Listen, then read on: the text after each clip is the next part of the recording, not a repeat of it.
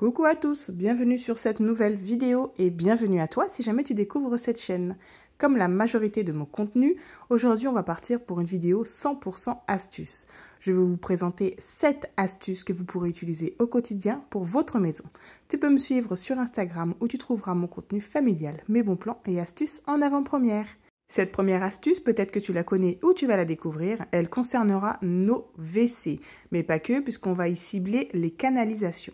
Savais-tu que lorsque tu déposes plusieurs glaçons et que tu tires la chasse d'eau tout de suite après, donc bien évidemment tu peux le compléter avec un petit produit pour faire un nettoyage en profondeur, mais pourquoi des glaçons? Eh bien les glaçons, simplement, ils vont venir taper contre les parois de la canalisation et ils vont finir par fondre, on est bien d'accord? Donc ça va venir décoller et nettoyer votre canalisation. L'astuce numéro 2, elle va concerner un bon nombre d'entre nous. Dites-moi la vérité, comment vous nettoyez vos plantes vertes artificielles à la maison? Je dis plantes vertes, mais il y en a peut-être de d'autres couleurs, je suis même sûre. Néanmoins, les plantes comme ceci, qui sont un nid à poussière, vous avez beau les secouer, vous avez beau passer un petit plumeau dessus, il y a toujours des résidus de poussière. Celle-ci, elle vient de chez Ikea, donc j'ai l'avantage du fait qu'elle puisse se démonter, vous allez comprendre. En parallèle, on va aller, donc moi j'utilise l'évier, mais si jamais vous voulez utiliser une bassine, un seau, peu importe. On va y prendre un énorme récipient pour que la plante puisse venir y nager. Vous l'avez bien compris, il nous faudra environ 3 litres d'eau. On va venir ajouter un grand verre de vinaigre blanc. Celui du supermarché, premier prix, fait amplement l'affaire pour toutes les astuces que je vous présente avec le vinaigre. Donc on va venir l'intégrer à l'eau et là on va prendre donc une cuillère à soupe d'huile d'olive parce que ça va repousser la poussière. Donc le vinaigre, lui, va venir nettoyer à l'aide de l'eau bien sûr. Le fait de mettre de l'huile d'olive, eh ben, ça va générer une petite protection qui fera que la poussière ne viendra pas s'entreposer directement.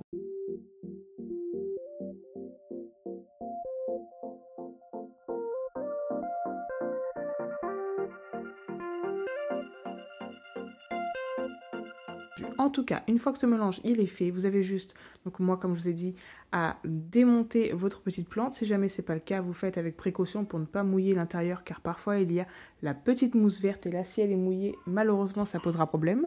Car ce n'est pas une matière qui aime l'eau et ça va tendance à se casser en fait au contact de l'humidité.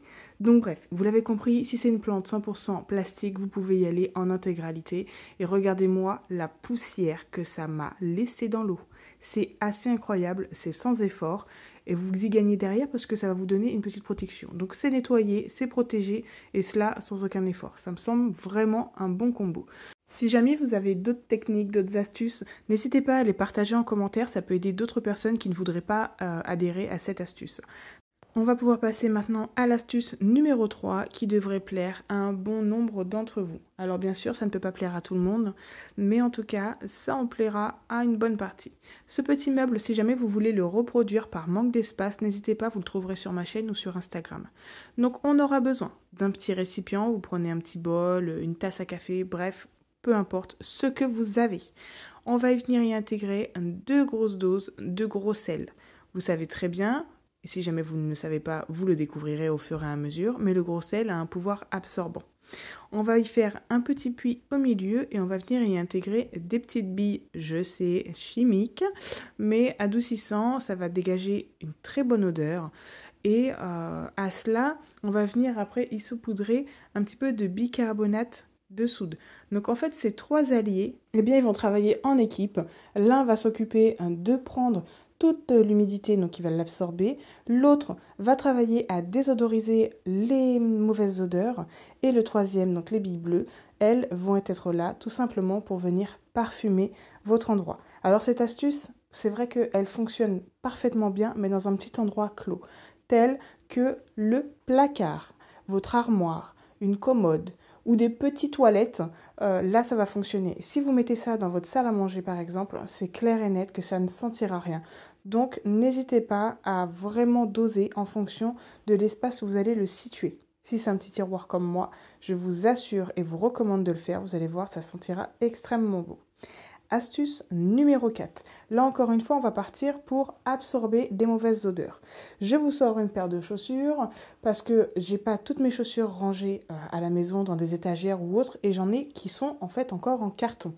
Je les utilise, mais lorsque je les utilise, je les range directement pour pas que ça traîne et ça a tendance parfois à sentir. Oui, et oui, je suis comme tout le monde. Mais pour cela, il y a un allié redoutable qui est la litière de chat. Sa composition fait qu'elle va venir absorber encore une fois l'humidité et surtout les mauvaises odeurs.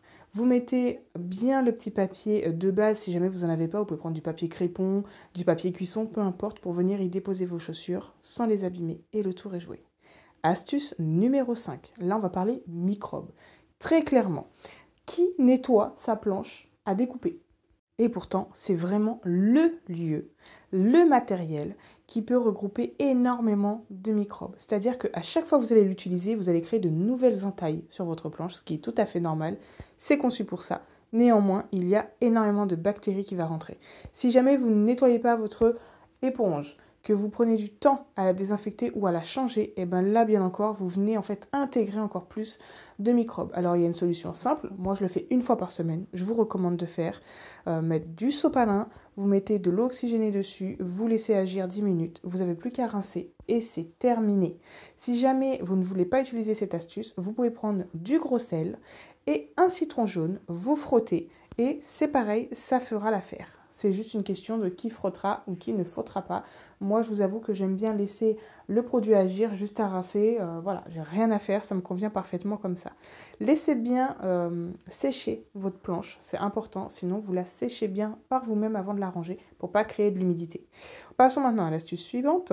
On va venir prendre une bouteille, peu importe, 1 litre, 1 litre 5, 2 litres, c'est vous qui choisissez. Vous venez la couper en deux. En fait, on va s'en servir de récipient.